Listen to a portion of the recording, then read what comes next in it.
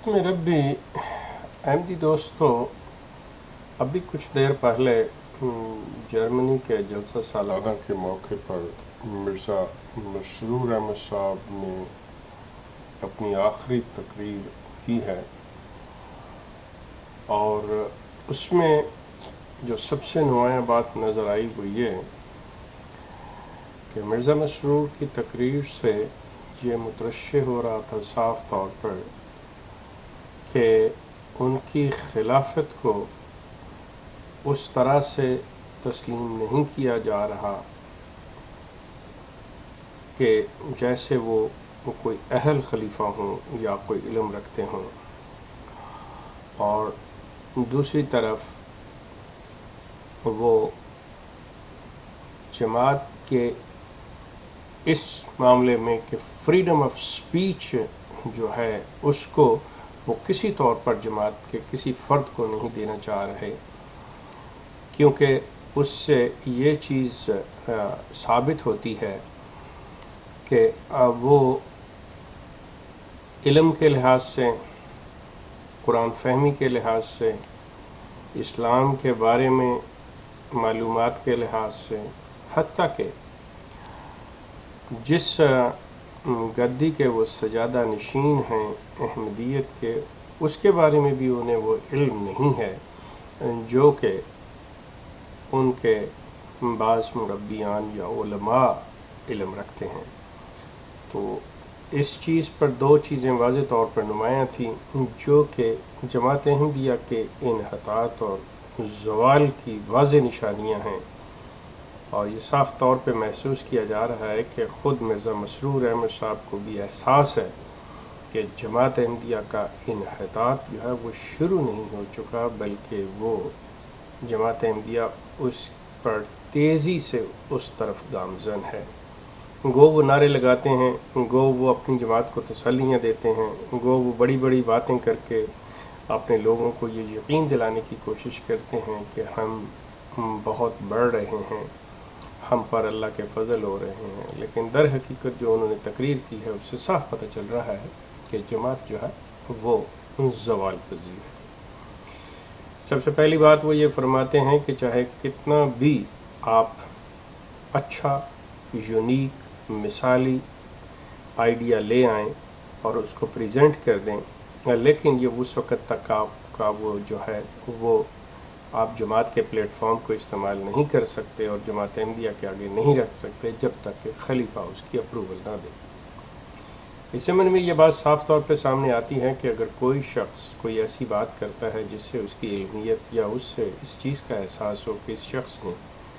As a rational होकर सोचा है, तो वो मसरूर साहब के लिए चैलेंज बन जाती है, क्योंकि मसरूर साहब का जो भी जमात के सामने इल्म है वो यहाँ तक है कि वो पढ़ी लिखी हुई तकरीर पढ़ देते हैं जो कि उन्हें सही तौर पर पढ़ना भी नहीं आती, लेकिन जब वो ऐसी महफिल में और इस तरह से लोगों के सामने होते हैं जिसमें लिखी हुई बातें नहीं होती बल्कि फ़ेस टू फेस और फिल बदी बातें कहनी होती हैं, और वहाँ पे उनकी तमाम इल्मियत का पोल जो है वो खुल जाता है और उनकी जहालत जो है वो उनके चेहरे, उनके अल्फाज और माहौल से बिल्कुल अयां हो जाती है। तो इस ज़माने में उन्होंने फ्रीडम ऑफ स्पीच का गला घोंटते हुए उन्होंने कहा कि कोई शख्स खलीफा की मंजूरी के बगैर नहीं बात कर सकता। दूसरी बात जो उन्होंने की है वो जमात के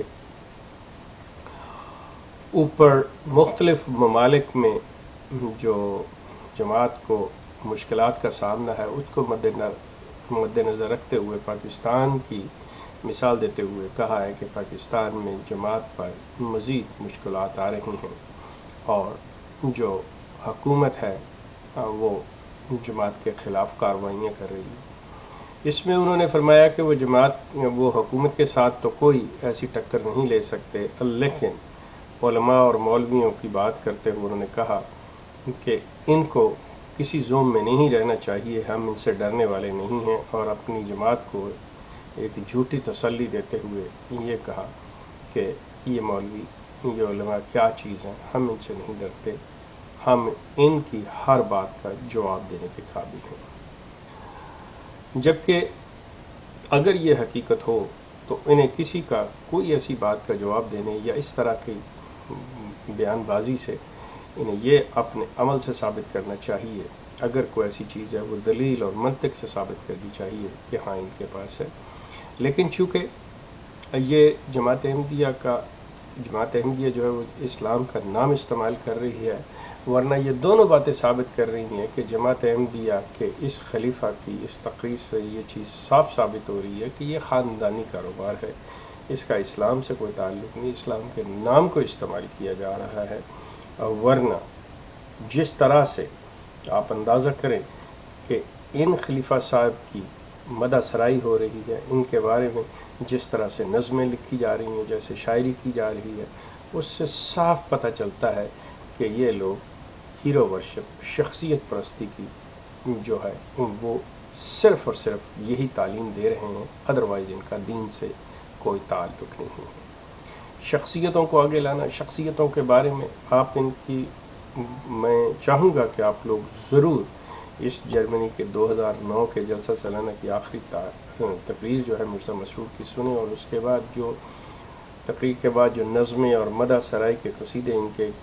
پڑھے گئے ہیں اور گائے گئے ہیں، اس سے صاف پتہ چلتا ہے کہ یہ جماعت جو ہے یہ کدھر جا رہی ہے، اور اس کا انحطاط اور اس کا زوال جو ہے اس کا مقدر بن چکا ہے۔ اب یہ بلند و بانگ دعوے کرنا اور للکارنا اور چیخنا اور پکارنا کہ ہم مولویوں سے نہیں ڈرتے، ہم ایسے نہیں ہیں، یہ چیز جو ہے بظاہر سادہ لو احمدیوں کے لیے بڑی ہے کہ ہمارا خلیفہ یہ کہہ رہا ہے، لیکن یہ در حقیقت ان کی عمارت کے منہدم ہونے کی صاف طور پر واضح نشانیاں ہیں۔ سوال ہے دیکھنے والی آنکھ ہونی چاہیے۔ دوستو، بات یہ ہے کہ یہ جماعت ایک خاندانی کام، بزنس، اور جس طرح سے خون پسینے کی کمائی جماعت احمدیہ کے افراد کی یہ اس طرح کی حرکتوں پہ لوٹا رہے ہیں، کر رہے ہیں، سادہ لو احمدی یہی سمجھے ہوئے ہیں کہ شاید وہ اسلام سے منسلک ہیں، وہ اسلام کی خدمت کر رہے ہیں، اور وہ صحیح معنوں میں مسلمان ہیں، کیونکہ جب جماعت کہتی ہے کہ جو احمدیت کے پاس ہی حقیقی اسلام ہے، تو یہ ایک ایسا دجل، ایک ایسا فریب اور ایک ایسا دھوکہ ہے کہ جس کے لیے ان سادہ لو احمدیوں کو اپنی آنکھیں کھولنی ہوگی، سوچنا ہوگا، مرزا غلام احمد قادیانی کی کتب کا مطالعہ کرنا ہوگا، دیکھنا ہوگا کہ وہ کس بڑے دھوکے کے اندر کتنا بڑا فریب ان کو دیا گیا، اور وہ ہمارے آباء و اجداد جو اس فریب کے دام میں پھنسے تھے، ان کی وجہ سے ان کی نسلیں کس طرح سے تباہ اور ہو رہی ہیں، اور کس طرح سے وہ ایکسپلائٹ ہو رہی ہیں۔ یہ اگر آپ غور کریں تو یہ کہیں دور کی بات نہیں ہے، آپ کی نظروں کے سامنے ہے اور آپ کے ساتھ ہو رہا ہے، آپ اسے دیکھ سکتے ہیں، صاف یہ چیز جو ہے سامنے آ سکتی ہے، لیکن افسوس اس بات کا ہے کہ آپ لوگ اس کو دیکھ نہیں رہے، آپ لوگ اس پہ سوچیے گا، غور کیجیے گا۔